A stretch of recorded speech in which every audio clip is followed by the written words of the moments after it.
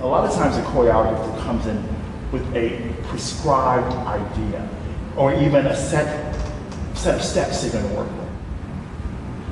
Okay, there's a trick, because I came up with my, I have a saying, I have about 10 steps, and I kind of regenerate them, redo them, rework them, because no matter how old it is for me, someone hasn't seen it.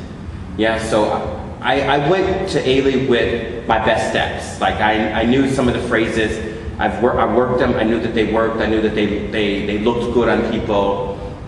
There were some parts, like the duet at the end is new, and there's a section I call like Flying Anna, and that's kind of new for me. But all of the other stuff, I knew that it worked because I've been doing it for like four or 5 years with my own work.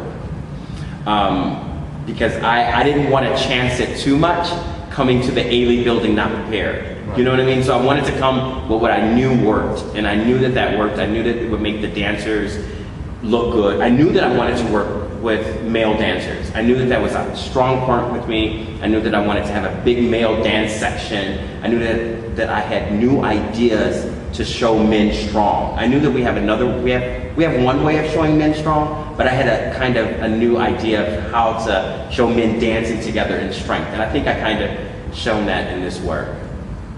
So when we see this work, you mentioned that it was love stories, so it's more than one story. I think there's kind of, for me, there's a story of boy is on his own journey, meets girl, but what he has to go through and who he has to fight or who he has to rally around, his surroundings. It all depends on his surroundings. And so the people that come into play, like the people that dance, David Freeland or I think it's going to be Gentry, who dances the lead, either one of those, are kind of like the lead guys that kind of go on this journey. And either Anna or I forget her other name, but another dancer plays the lead girl, and they kind of either fall in and out of these situations, and they have to get in and out. They end up together. A true love story ends up together. Yeah. So you take us. Yeah, I try to very, very small, because I didn't want it to be like just dance, because I didn't have anything to hold me.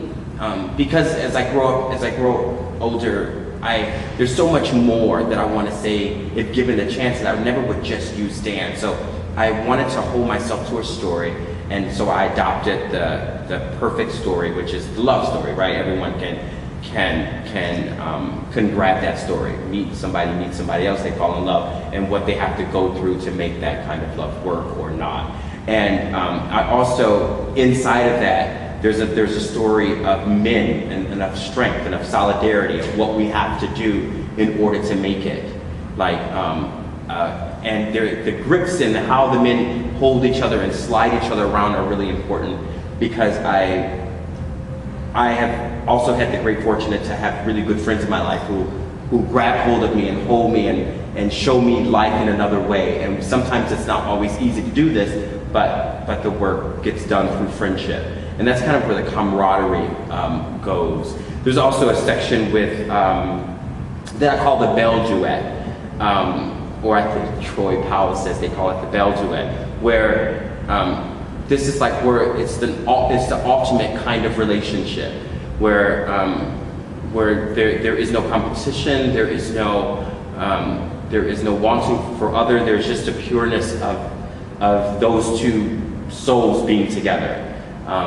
Whereas the relationship between David and Gentry is very fighting, and they're friends, but they one has it out for the other, and you don't know which one is going to win, or you don't know if this is a healthy relationship or a drastic relationship, or not a healthy relationship.